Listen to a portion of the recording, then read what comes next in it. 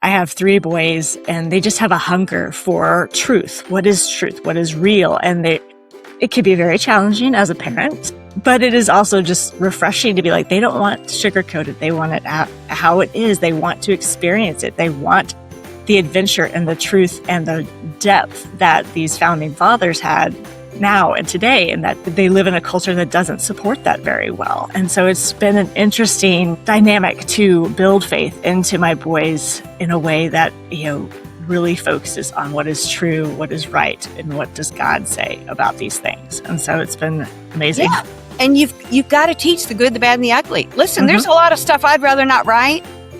Yeah. But you're going to get the truth. You're going to get the good, the bad, and the ugly, because it's like, we would be remiss. You got to teach the good so kids will learn to do that again. And you got to teach the ugly and the bad so they won't do it again. And, when they're tearing down all those statues, the week this came out, which opens up with statues of founding fathers and then looking back, it's as if God had planned that. I was blessed to be on Fox and Friends with that. And I wrote an op-ed about this. And I said, I wish instead of tearing down statues, no, we don't want to glorify bad guys. But you know what? I wish every museum would have a bad guy section. Okay, this is what you don't do. This is what this bad guy did. Because if we don't do that, 80 years later, what Holocaust? There was no Holocaust. Isn't that happening? Yeah. Because if you don't teach the ugly and the bad, eventually it's going to come back. And someone's going to erase that, and they're going to do it all over again. So it's important to know, and the founding fathers, they could see a tyrant coming 3,000 miles away. Very true. Because they had studied history. Mm-hmm.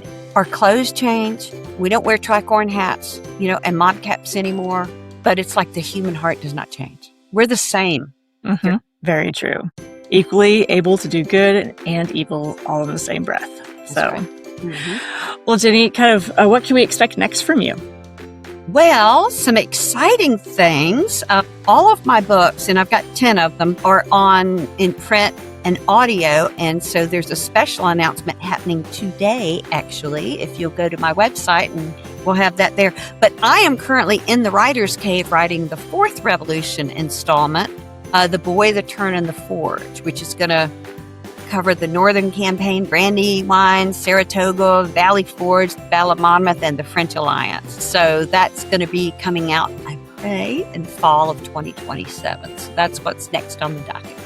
We've got lots in the meantime. We got audiobooks. We have an awesome podcast based on my books.